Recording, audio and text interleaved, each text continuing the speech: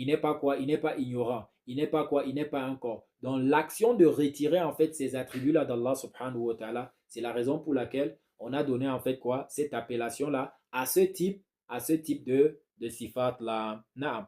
وكلا النوعين يسميان بصفات الذات وبغض النظر عن أفعاله سبحانه فهو قابلة الإدراك et يمكن إدراكها. Alors pourquoi est-ce qu'on attribue l'appellation, l'expression de sifat aux zat à ces attributs-là?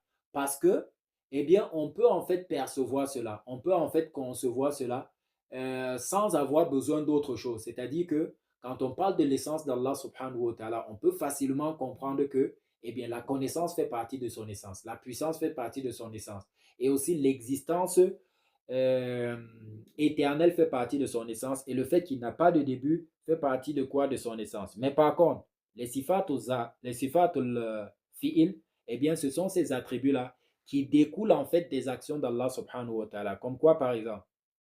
Comme par exemple, ويقصد بصفات الفعل الصفات التي لها علاقة بأفعال الله لا تطلق عليه قبل صدور الفعل منه وبعد صدوره يتصف بها كالخلق والرازق والمحيي والمميت. Par exemple, les attributs comme quoi on dit qu'Allah est Al-Mumit.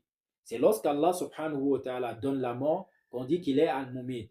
Al-Muhyi, il est celui-là qui donne la vie. Donc, il a dû donner la vie pour qu'on puisse en fait quoi? Lui attribuer cet attribut-là.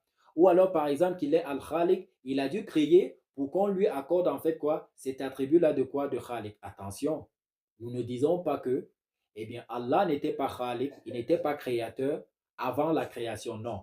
On est bien d'accord qu'on a dit que l'essence d'Allah subhanahu wa ta'ala, eh bien, c'est une seule et même essence, qui certes va se manifester de manière différente, et c'est par rapport en fait à notre connaissance limitée que quand on voit Allah créer, on dit que tiens, eh bien, il est Al-Khaliq, c'est-à-dire qu'il a l'attribut du créateur.